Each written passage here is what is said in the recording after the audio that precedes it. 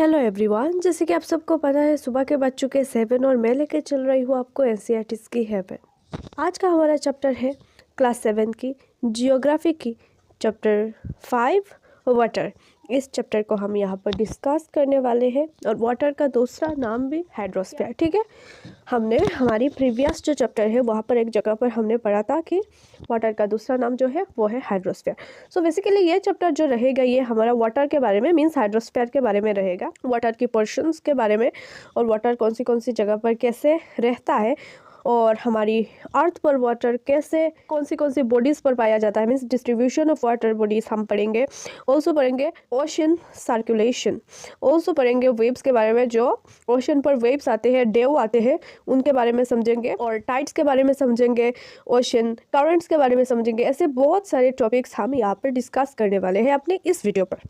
ठीक है, सो मैं आपको बता दूं इस चैप्टर की जो क्वेश्चन आंसर का वीडियो का लिंक है इस वीडियो के डिस्क्रिप्शन बॉक्स ओपन करते ही आपको मिल जाएगा। सो अगर ये वाला चैप्टर के क्वेश्चन आंसर देखना चाहते हो मीन्स आपको चाहिए क्वेश्चन आंसर, तो इस वीडियो के डिस्क्रिप्शन बॉक्स को ओपन करो और देखो। ठीक है, चैप्टर को चलो स्टार्ट करते हैं। When you think of water, what images come to your mind? You think of rivers, the waterfalls, the patter and of raindrops. Water in your taps. Children love to float paper boats in rain puddles. By now, the puddles vanish.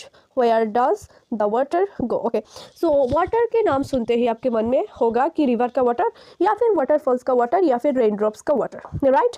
The sun's heat causes evaporation of water into vapor. Okay, sun की heat की वजह से जो हमारी अर्थ के surface पर जिस भी जगह पर जिस भी तरह से वाटर है, ठीक है, वो क्या होता है, वो सन की जो हीट है वो धीरे धीरे उसको ऑब्जर्व कर लेती है। ठीक है, सन की हॉट वाटर को धीरे धीरे ऑब्जर्व करती है और वो क्या होता है, वाटर वेपर की रूप में जाता है, मीन्स वो एवापोरेशन होता है और फिर वाटर वेपर होता है। ठीक है, और फिर जाके काले बादल पे कन्वर्ट होते हैं, कंडेंसेशन, और फिर क्या प्रेसिपिटेशन होता है मीन्स बारिश होती है। ठीक है, और फिर रन ऑफ मीन्स बारिश नीचे गिरकर फिर वही वाटर बॉडीज पर जाती है, फिर से एवापोरेशन होता है मीन्स सन की हीट की थ्रू जो ऑब्जर्वेशन होता है वाटर का उसे एवापोरेशन कहा जाता है, जो सूखता है वाटर। ठीक है, फिर एवापोरेशन होकर कंडेंसेशन होता है, फिर प्रेसिपिटेशन होता है और फिर क्या होता है, एवापोरेशन।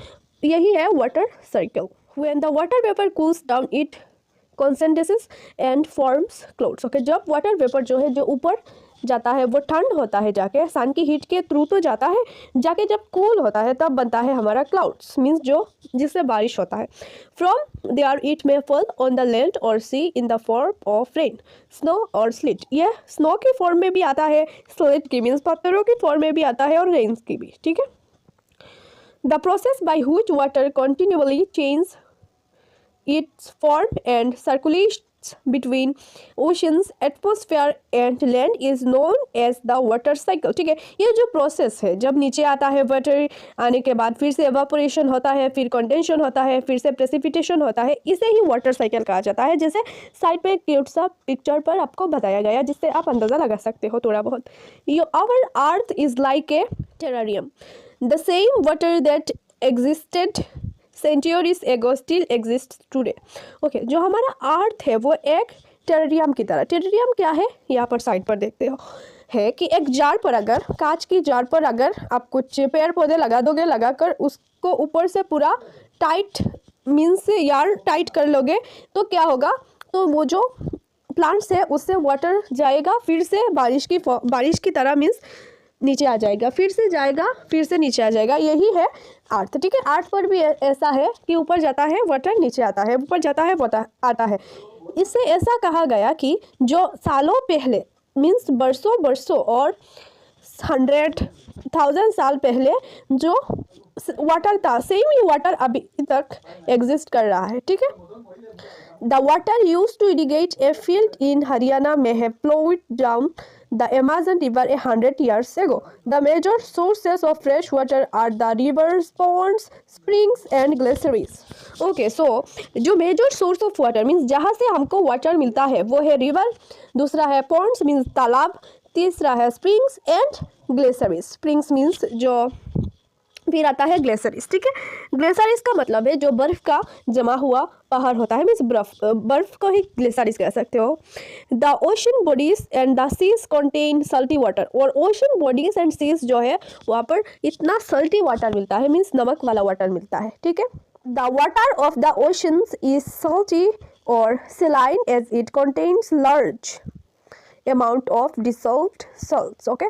सो ओशन का जो वाटर है वो एक्सेस सॉल्टी रहता है, और सॉल्टी वाटर को सलाइन भी कह सकते हैं हम, ठीक है, क्योंकि वहाँ पर बहुत ही ज़्यादा सॉल्ट होते हैं, okay. So most of the salt is sodium chloride और the common table salt that you eat, और वहाँ पर एक तो सॉल्ट टाइप का सॉल्ट होता है सोडियम क्लोराइड, और जो कॉमन टेबल सॉल्ट जो आप खाते हो, ठीक है। और ये सॉल्ट बनता कैसा है, कैसे, वो मैं बताती हूँ आपको कि जब पहाड़ों से होकर नदियाँ बनती है, ठीक है, ऊपर से पहाड़ों से नदियाँ बनकर आती है, तब ये नदियाँ जो है तोड़ फाड़ के आती है पत्थरों से होकर, तब ये पत्थर सारे टूट के आते हैं, और आने के बाद ना ये सारे सॉल्ट में कन्वर्ट होकर आ जाते हैं, ठीक है। नेक्स्ट है हमारा डिस्ट्रीब्यूशन ऑफ वाटर बॉडीज। सो और एक इम्पॉर्टेंट बात क्या है, यहाँ पर हमारा कुछ ओशन दिया हुआ है, जो हमारा वर्ल्ड में ओशन जो भी है। सो सबसे पहले साइड में देखो, यहाँ पर आप पैसिफिक ओशन, फिर यहाँ पर देखो आप साउथ एटलांटिक ओशन, फिर यहाँ पर नॉर्थ एटलांटिक ओशन, फिर हमारा प्यारा सा इंडियन ओशन, फिर पैसिफिक ओशन, और फिर यहाँ पर साउथर्न ओशन और एंटार्क्टिक ओशन, ठीक है। और ऊपर है हमारा यहाँ पर ऊपर पर आर्कटिक ओशन, ठीक है। यही है हमारी 5 ओशन वर्ल्ड में। अब हमारा नेक्स्ट टॉपिक है distribution of water bodies. We all know that 3/4 of the earth surface is covered by water. हाँ, हमको पता है कि अर्थ पर जो है 3, अगर 4 भाग किया जाएगा, अगर 4 पर डिवाइड किया जाएगा अर्थ को, तो 3 जो भाग पर मीन्स 3 एरियाज पर अर्थ का वाटर है, और सिर्फ एक ही एरिया को छोड़ के, ठीक है। If there is more water than land on this earth, why do so many countries face water scarcity? Is all the water on the earth available to us? The following table gives the distribution of water in percentage. So देखो, अर्थ पर जब 3/4 water है, means 3 जो divide किया गया है अर्थ को 4 में, उनमें से 3 पार्ट्स पर अर्थ का वाटर है। तो फिर किसी किसी कंट्री पर क्या हो रहा है, कंट्री पर वाटर स्कार्सिटी मीन्स वाटर का शॉर्टेज, पानी का शॉर्टेज क्यों हो रहा है, और क्या ये सभी पानी हमारे मतलब आसपास है, क्या हम इसको पी सकते हैं। सो जैसे मैंने पहले ही बताया, ओशंस एंड मैनी सीज का वाटर जो है सल्टी होता है। सो देखो 97.3% saline water, saline water means salty water, नमक वाला वाटर, जो आप आमतौर पर पी नहीं सकते हो, ठीक है। तो 97.3% क्या सेलाइन वाटर होता है ओशंस पर, और आइस पूल्स में से, और फिर बच्चा क्या हमारा आइस कैप्स है 2%, और ग्राउंड वाटर है 0.68%, फ्रेश वाटर लेक्स है 0.009%, island inland seas and salt lakes 0.009, and atmosphere पर जो एवापोरेशन का होकर जो वाटर वेपर की फॉर्म पर, ठीक है, जो है 0.0019%, रिवर्स 0.0001%। तो देख सकते हो हमारा जो खाने की लायक मीन्स पीने की लायक वाटर है वो इतना छोटा मात्रा का वाटर है, ठीक है। नेक्स्ट हमारा है water distribution can be demonstrated by a simple activity, she activity box. Okay, so देख सकते हो आप यहाँ पर क्या है, हमारा जो डिस्ट्रीब्यूशन ऑफ वाटर, इसको यहाँ पर दिखाया गया कि कितना जो है वाटर यहाँ पर है हमारी पीने की लायक, ठीक है। सो उसमें से आइस कैप्स जो है 9 स्पून्स है, आइस कैप्स जो हम आइस की फॉर्म पर रहता है। फिर 2 स्पून्स जो है ग्राउंड वाटर रहता है, जो मीन्स अर्थ के नीचे रहता है वाटर, हाँ पीने के लायक है, जो हम ट्यूबवेल के थ्रू बाहर निकाल के पी सकते हैं। फिर half spoons fresh water lakes पर है, और 1 ड्रॉप जो है रिवर्स पर। देख सकते हो रिवर्स इतना जो बड़े बड़े हमको लगते हैं, वो सिर्फ अर्थ में जो भी जितने फ्रेश वाटर है उनमें से अगर बात किया जाए सिर्फ 1 ड्रॉप वाटर है, ठीक है। Water is absolutely essential for survival. हाँ, वाटर ज़रूरी है जीने के लिए। Water alone can quench our thirst when we are thirst. जब हमको प्यास लगती है तब वाटर के सिवा और कुछ चीज़ नहीं जो हमारी इसी प्यास को बुझा सकती है, मीन्स मिटा सकती है। Now don't you think we are wasting our precious resource when we use water carelessly. Okay, so आपको वाटर को अच्छे से यूज़ करना चाहिए, ठीक है। बेकार ऐसे वाटर को मिसयूज़ नहीं करना चाहिए वाटर का। नेक्स्ट हमारा ओशन सर्कुलेशन। ओशन का जो पूरा फंडा है, क्या क्या होता है क्या क्या नहीं होता है, उसको हम यहाँ पर समझेंगे। उसको समझने पहले साइड में ये देखो, मार्च 22 पर हमारा सेलिब्रेट किया जाता है वाटर डे, ठीक है, याद रखना।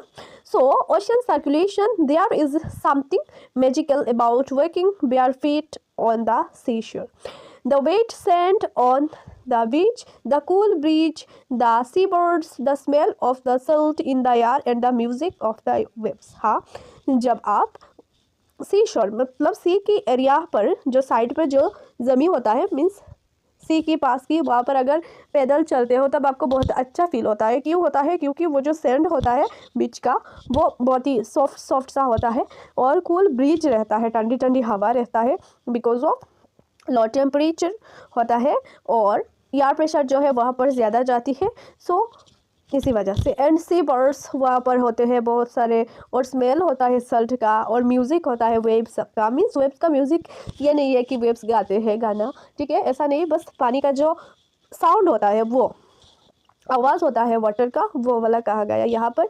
Everything is so unlike the clean waters of ponds and lakes, ocean water keeps moving continuously। हाँ, ponds मीन्स तालाबों में जो पानी होता है वो मूव नहीं करती, पर ओशन पर जो वाटर होती है वो कंटिन्यूसली मूव करती है एक जगह से दूसरी जगह। इट इज़ नेवर स्टिल, ये कभी भी शांत रह ही नहीं सकती। ponds मीन्स तालाबों पर जैसे वाटर शांत रहती है, पर ओशन पर वाटर शांत नहीं रहती है।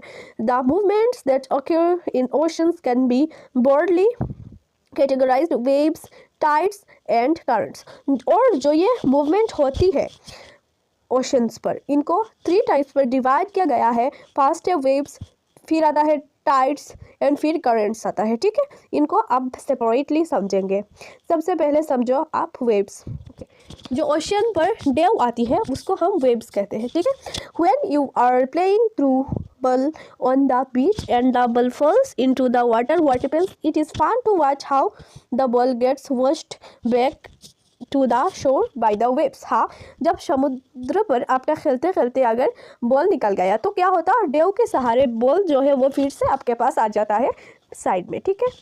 When the water on the surface of the ocean rises and falls alternately, they are called waves. Okay, जब ऐसे डेव उठती है उसको हम वेव कहते हैं। आपने देखा ही होगा मूवी वगैरह में, और यहाँ पर तो आपका साइड पे एक आर्ट के थ्रू दिखाया गया है कैसे वेव्स आती है। और वेव्स किस लिए आती है? वेव्स आती है विंड्स की वजह से। मीन्स जब हवा चलती है तब नीचे जो है हाई प्रेशर क्रिएट करती है, ऊपर से आती है ना, तब हाई प्रेशर क्रिएट करती है, और हाई प्रेशर की वजह से क्या होता है? सो वाटर जो है मूव करती रहती है continuously. During a storm, the winds blowing at a very high speed from huge waves. These may cause tremendous destruction. An earthquake, a volcanic eruption, or underwater landslides can shift large amounts of ocean water. Okay? ऐसे तो छोटे छोटे waves जब आती है तब सबको अच्छा लगता है, ठीक है, पर कभी कभी धमाका हो जाता है। धमाका मीन्स कि बड़े बड़े ऐसे वेव्स आ जाता है जो सबको डुबा के लेके चला जाता है। वो क्यों आता है? अगर अर्थक्वेक आ जाता है ओशन के नीचे, वोल्केनो इरप्शन हो जाता है ओशन के नीचे, मतलब अंडर वाटर लैंड स्लाइड्स, अगर लैंड हिल जाती है और धंस जाती है वाटर के नीचे, तो क्या होता है? तो सुनामी की फॉर्म पर, ठीक है, टाइडल वेव कॉल्ड सुनामी, ये बड़े बड़े जो वेव्स आ जाती है उसको सुनामी कहा जाता है। वो क्यों हो जाता है? रीजंस है अर्थक्वेक, वोल्केनिक इरप्शन और अंडर वाटर लैंडस्लाइड्स, ये सब की वजह से आता है। That maybe a high as 15 meter is formed. The largest tsunami ever measured was 150 meter high. These waves travel at speed of more than 700 km per hour.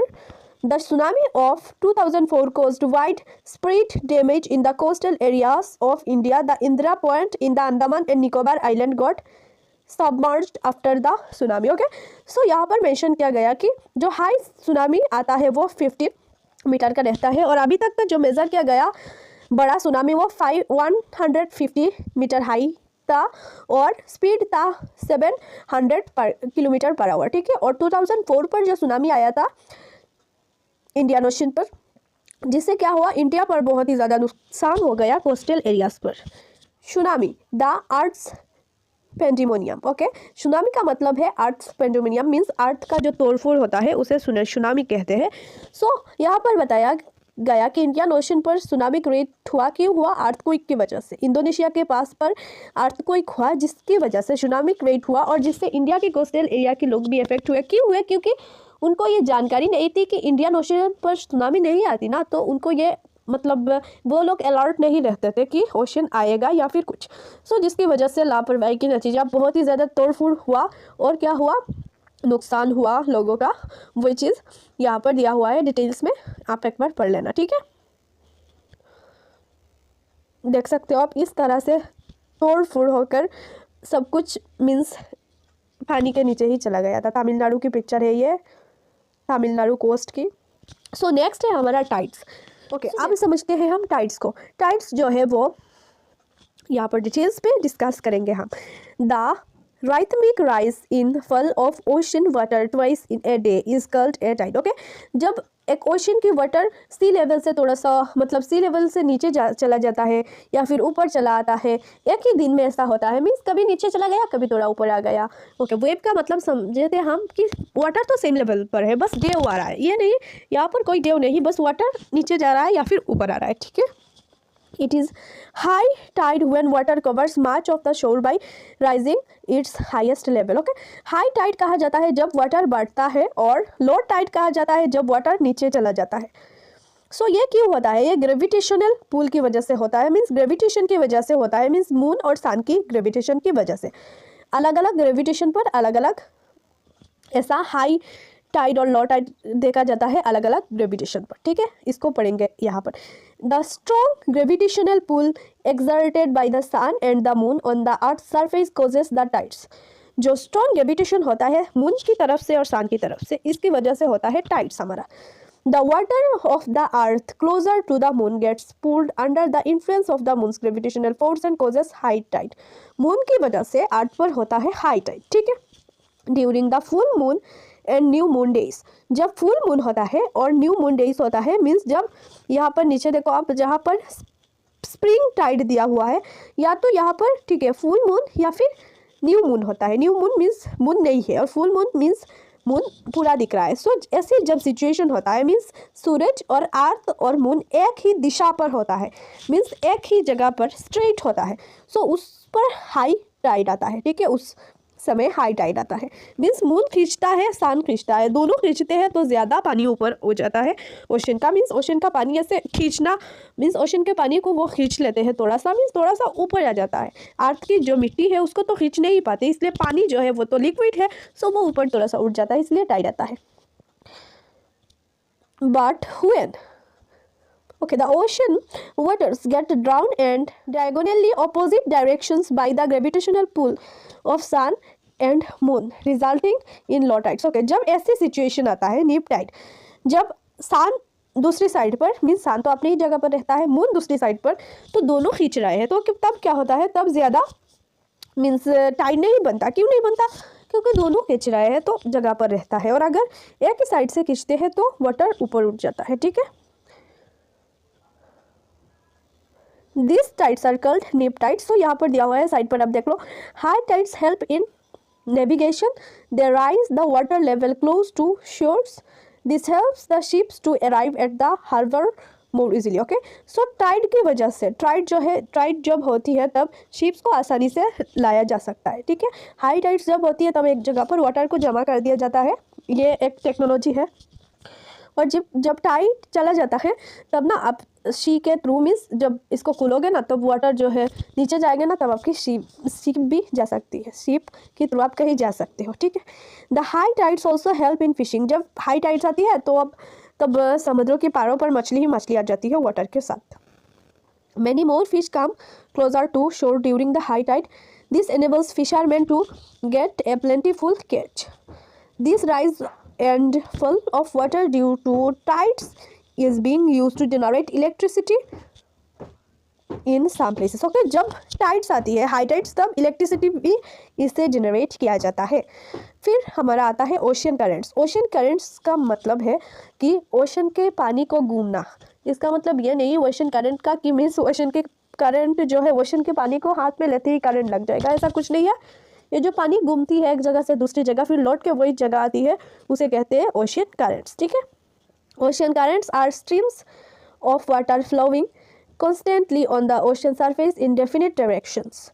The ocean currents may be warm or cold. हाँ, ocean जो current है वो गर्म भी हो सकते हैं और ठंड भी हो सकते हैं। कैसे, आगे जानते हैं। Generally the warm ocean currents originate near the equator and move towards the poles. Okay, जब इक्वेटर के पास का, क्यों इक्वेटर के पास का, क्योंकि इक्वेटर पर जो है डायरेक्टली सन का लाइट पड़ता है। ठीक है, हमने पढ़ा था क्लास 6 में। सो इक्वेटर पर डायरेक्टली सन का लाइट पड़ता है, इसीलिए यहाँ का जो वाटर है वो गर्म हो जाता है धीरे धीरे। ठीक है, और गर्म होकर फिर ये मूव करता है पोल्स की तरफ। जब ठंड जो रहती है पोल पर, क्योंकि पोल पर जो टिल्टेड रहता है, सन का लाइट लगभग नहीं पड़ता है, इसी वजह से वहाँ पर तो बर्फ़ ही बर्फ़ जमा हुआ रहता है ना। सो वहाँ पर जाता है, वहाँ से घूम के फिर ठंड होकर फिर से वापस आता है। ठीक है, इसी तरह से the cold currents carry water from polar और हायर लेटीट्यूड्स टू ट्रॉपिकल और लोअर लेटीट्यूड्स। ओके, सो वही चीज़ जब पोल्स की तरफ मीन्स यहाँ पर हायर लेटीट्यूड्स मीन्स इक्वेटर तो 0 डिग्री पर है और 90 डिग्री पर है, और लेटीट्यूड्स मीन्स जो हायर है 90 डिग्री का। सो पोल्स की बात किया गया, पोल से जो ठंड वाटर है वो मूव करती है, मूव करके इक्वेटर के पास गर्म जगह पर आती है, फिर जाती है, इस गर्म होकर फिर जाती है ठंड की तरफ, मूव करती रहती है। The Labrador ocean current is cold current while the Gulf Stream is a warm current. The ocean current influence the temperature conditions of the area.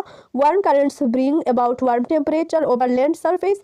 The areas where the warm and cold currents meet provide the best fishing grounds of world. Okay, जिस भी जगह पर warm and cold current एक दूसरे से मिलती है, means warm and cold जो करेंट्स मीन्स पानी मिलती है, उसी जगह पर फिश जो है अंडे देते हैं और इसी जगह पर फिश ज़्यादा रहती है। ठीक है, कि वो जगह कंफर्टेबल होती है फिश के लिए। Seas around Japan and eastern coast of North America are such example. जैसे कि नॉर्थ अमेरिका पर देखो आप,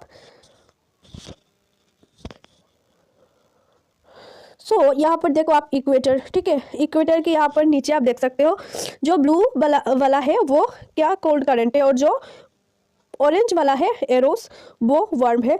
जैसे आप देखो वेस्ट वाइंड ड्रिफ्ट पर एक जगह है, वहाँ पर भी आप फिशेस को देख सकते हो। The areas where warm and cold current meet also experience foggy weather making it difficult for navigation. Okay, so बच्चों खुशी की बात यह है, यहाँ पर ख़त्म हुआ हमारा क्लास 7 की जियोग्राफी की चैप्टर नंबर 5 वाटर। इस चैप्टर के सारे जो है चैप्टर एक्सप्लेनेशन हमने यहाँ पर कवर कर लिया। ठीक है, मीन्स सारे टॉपिक्स हमने यहाँ पर कवर कर लिया विथ एग्जांपल्स, और आई होप आपको अच्छे से समझ में आ चुका होगा वाटर की डेफिनेशन, और वाटर कौन सी टाइप्स का है, ओशियंस कौन सी टाइप्स का है, और वेव्स क्या है, टाइड्स क्या है, और क्या हमने पढ़ा था करेंट्स। ठीक है, करेंट्स क्या है, इन सब के बारे में हमने सब कुछ यहाँ पर डिस्कस कर लिया। ठीक है, हमने ये भी देखा कि अर्थ पर कितने % फ्रेश वाटर है, मीन्स पीने के लायक वाटर।